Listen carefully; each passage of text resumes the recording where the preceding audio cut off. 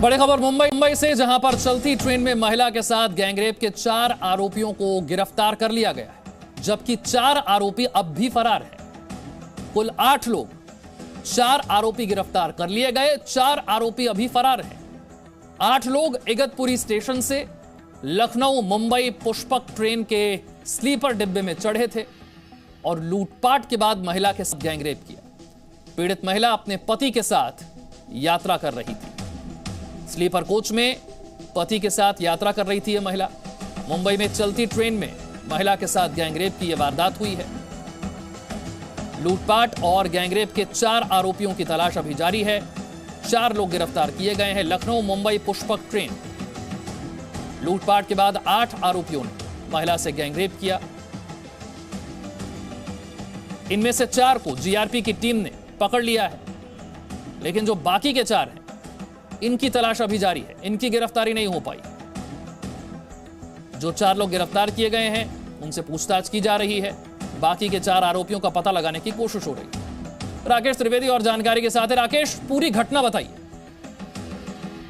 निश्चित तौर पर ये जो ट्रेन है ये जैसे ही इगतपुरी स्टेशन पर पहुंची, ये 8 जो बदमाश है ये इस ट्रेन में चढ़े और जैसे ही ट्रेन कसारा की तरफ आगे बढ़ी और वो जैसे एक टनल में जाती है उसके बाद में अचानक से लूटपाट की जो वारदात है उसको अंजाम दिया जाता है और उसी वक्त जो है एक 20 वर्षीय जो पीड़ित महिला है उसके साथ कुकर्म किया जाता है और उसके बाद में अचानक से जो है शोर शराबा मचता है। पूरे डब्बे में लोग चीखते चिल्लाते हैं। आप इमेजिन कर सकते हैं कि किस तरीके का मंजर उस वक्त जो है खौफ का उस ट्रेन के डिब्बे के भीतर रहा होगा। और उसके बाद में जीआरपी को एक अलर्ट मैसेज जाता है और उसके बाद कसारा के पास जब तक जीआरपी एक्शन में आती है 4 लोगों को वो गिरफ्तार कर पाती है, लेकिन बाकी के जो 4 आरोपी हैं वो इस मामले में फरार हो जाते हैं। फिलहाल इस मामले में एक एफआईआर दर्ज कर ली है, लेकिन सबसे बड़ी बात विशाल यहां पर यह है कि महिला सुरक्षा को लेकर के एक बड़ा सवाल जो पिछली बार हमने साकिनाका रेप केस के बाद देखा था वो अभी भी जस का तस मुंह बाय खड़ा हुआ है राज्य सरकार के सामने। पिछली बार कई सारे बड़े आश्वासन दिए गए, बड़े दावे किए गए, लेकिन उन तमाम दावों की पोल तब खुल जाती है जब ऐसा एक घिनौना अपराध जो है वो मुंबई से आसपास सटे हुए इलाके में सामने आता है। मुंबई पुलिस ने कई तैयारियां की थी, कई स्पेशल स्क्वाड बनाए थे,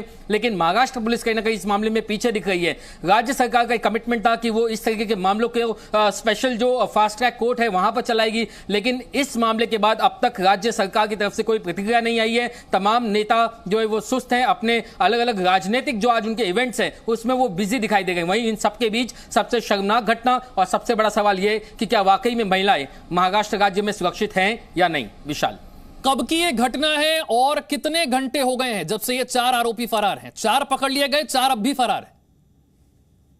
जी, जो सीसीटीवी फुटेज सामने आया है ये इगतपुरी और कसारा रेलवे स्टेशन के अलग अलग सीसीटीवी फुटेज जो है वो बरामद किए गए हैं। घटना जो है वो कल शाम को 7 बजे के आसपास की है और उसके बाद अब तक जो है 12 घंटे से ज्यादा का वक्त बीत चुका है और अभी भी जो 4 फरार जो आरोपी हैं उनकी तलाश जारी। वहीं दूसरी तरफ महिला को जो है नजदीकी अस्पताल में ले जाया गया जहां पर उसका मेडिकल एग्जामिनेशन किया जा रहा है। उनकी हालत जो है फिलहाल स्थिर बताई जा रही है, लेकिन लाखों की एक तरफ लूटपाट होती है और दूसरी तरफ जो है एक महिला के साथ इस तरीके से चलती ट्रेन में एक घिनौना अपराध होता है। यह अपने आप में सबके लिए चौंकाने वाला है और यह भी खास तौर से महाराष्ट्र में शाम के वक्त। और निश्चित तौर पर ऐसा प्रतीत होता है जैसे बदमाशों में पुलिस का या लॉ एंड ऑर्डर सिचुएशन का कोई खौफ नजर नहीं आ रहा।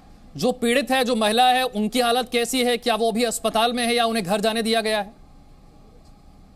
जो ताज़ा जानकारी हमारे पास मौजूद थी उसके मुताबिक वो आज सुबह तक अस्पताल में थी और उनका मेडिकल एग्जामिनेशन जो है वो चल रहा था। हालांकि उनकी जो तबीयत है वो स्थिर बताई जा रही थी। अब से कुछ समय में जो है उन्हें शायद अस्पताल से छुट्टी मिल जाएगी। वहीं दूसरी तरफ क्राइम ब्रांच की एक स्पेशल टीम बनाई है जीआरपी ने और खुद जीआरपी के कमिश्नर कैसर खालिद ने जानकारी दी है कि जो क्राइम ब्रांच की टीम में कुछ चुनिंदा अफसरों की एक टीम बनाई गई जो इस मामले की जांच कर रही है। लेकिन हमेशा की तरह घटना घटने के बाद जांच के आदेश और तमाम तरीके के आश्वासन, लेकिन घटना को रोकने के पहले ये क्या प्रिवेंटिव मेजर्स लिए गए थे सरकार की तरफ से, लॉ एनफोर्समेंट एजेंसीज की तरफ से, यह अपने आप में एक बड़ा सवाल है जिसका जवाब एजेंसीज को देना होगा। विशाल, अंकुर भी मेरे साथ जुड़ गए। अंकुर, साकिनाका की घटना के बाद माना जा रहा था कि पुलिस बहुत अलर्ट है, इस तरह की घटना फिर नहीं होगी, महिलाओं के खिलाफ अपराध रोकेंगे, लेकिन फिर इस तरह की घटना सामने आई।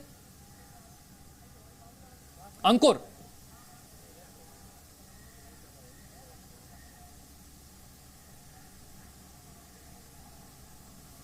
अगर आप तक मेरी आवाज पहुंच रही है।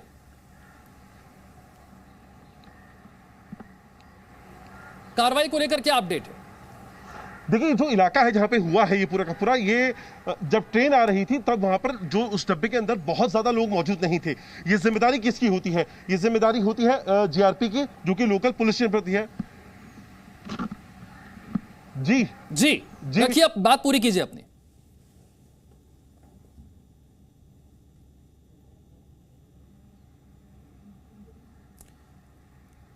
अंकुर तक मुझे लग रहा है थोड़ा सा ऑडियो को देखा था। मैं फिर से राकेश का रुख करूंगा। राकेश, सवाल यही जो आपने उठाया था कि साकीनाका की घटना के बाद कम से कम लग रहा था कि पुलिस अब ज्यादा अलर्ट है, इस तरह की घटनाएं रोकेंगी, लेकिन फिर हम देखते हैं इसी तरह की घटना। निश्चित तौर पर यही अपने आप में बहुत ही शॉकिंग चीज है कि एक तरफ जब आपने देखा था कि साकीनाका की घटना घटी थी तो मुंबई पुलिस कमिश्नर हेमंत नगराले ने प्रेस कॉन्फ्रेंस बुलाई, अपनी सफाई दी। हालांकि उन्होंने एक उस वक्त आपत्तिजनक बयान भी दिया था कि हर जगह हर समय पुलिस मौजूद नहीं हो सकती। हालांकि उसके बाद उनको कई बार जो हमें सूत्रों से जानकारी मिली कि चीफ मिनिस्टर और होम मिनिस्टर की तरफ से उन्हें फटकार भी लगाई गई थी। लेकिन उसके बाद मुंबई पुलिस ने एक स्पेशल स्क्वाड की तैयारी की, कई सारे बड़े बयान और दावे दिए। लेकिन मैं आपको बता दूं कि ये जो घटना है ये मुंबई की बाउंड्री से बाहर है, इसलिए जो जिम्मेदारी है वो महाराष्ट्र पुलिस की है। लेकिन सवाल यह कि क्या महाराष्ट्र पुलिस ने भी साकीनाका घटना से कोई सबक नहीं सीखा? और राज्य सरकार, खासतौर से गृह मंत्रालय जो लगातार कई सारे आरोपों के बीच में फंसा हुआ है, कई तरीके की जांच में फंसा हुआ है, आज एक तरफ पूरा महकमा जो है वो सिंधुदुर्ग की तरफ रवाना हुआ है एक एयरपोर्ट के उद्घाटन के लिए। वहां पर उनकी अपनी एक अलग राजनीति चल रही है, श्रेय का होड़ मचा हुआ है। लेकिन ऐसे में राज्य के भीतर जो लॉ एंड ऑर्डर की जो सिचुएशन है, खासतौर से महिलाओं की सुरक्षा का जो बड़ा सवाल है, आखिर इस पर ये इनकी जवाबदारी क्या नहीं बनती? ये आज निश्चित तौर पर जी मीडिया की जो टीम है ये सवाल उन नेताओं से जानना चाहेगी। पुलिस की तरफ से क्या बयान दिया गया अब तक इस घटना को लेकर, कार्रवाई को लेकर आधिकारिक तौर पर बयान क्या दिया गया?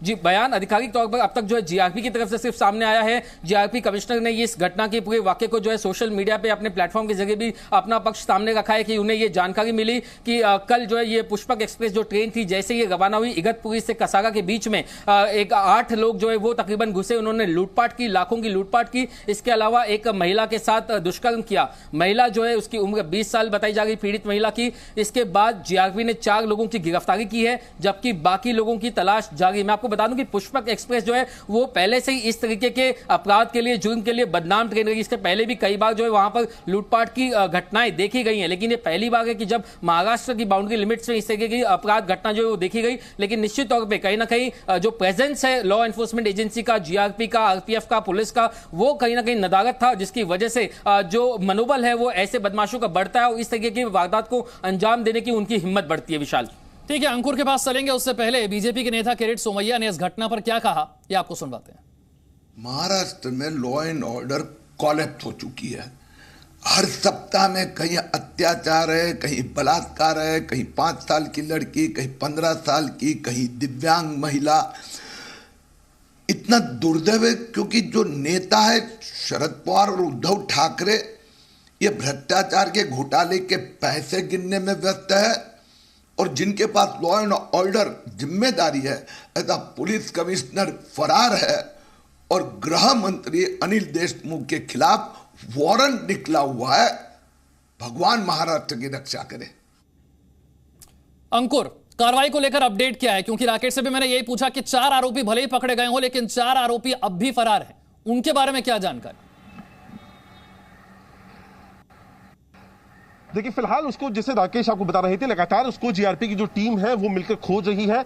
जितने भी सीसीटीवी उस पूरे प्रेमाइसिस के दौरान है वहां पे लगाए गए हैं। खास तौर पर कोशिश ये हो रही है कि जो 4 लोग भागे हैं ये चलती ट्रेन में, जब ट्रेन धीमी हुई उस वक्त भागे हैं या किस तरह इनका पूरा सीक्वेंस रहा है, उस चीज को आइडेंटिफाई करना, क्योंकि उसके हिसाब से पूरे इलाके के सीसीटीवी को खंगाला जाएगा। इसके अलावा जो बाकी के जो 4 लोग हैं उनसे इस वक्त इंटरोगेशन किया जा रहा है, उनसे इनके वेयर अबाउट्स पता किए जा रहे हैं, ताकि इन जो भागे हुए जो 4 लोग हैं उनको आइडेंटिफाई करके उनको पकड़ा जा सके। लेकिन यकीनन तौर पर ये एक बहुत बड़ा आप कह सकते हैं दाग रहेगा, क्योंकि अभी हाल में जिस तरह घटना हुई थी, सिर्फ मुंबई कमिश्नर नहीं, राज्य के सूबे के जो मुख्यमंत्री हैं उन्होंने बाकायदा एक मीटिंग ली थी जिसमें मुंबई सीपी के अलावा महाराष्ट्र डीजी थे और तमाम एजेंसीज के लोग शामिल थे, और वहां पर उन्होंने साफ तौर पर इंस्ट्रक्शन दिए थे कि महिलाओं के लिए प्रॉपर अलग से उनकी सुरक्षा को ध्यान में रखकर एक गाइडलाइंस इशू की जाए। वो गाइडलाइंस इशू भी हुई और उसके बाद 8 लोग चलती ट्रेन में रेप कर देते हैं।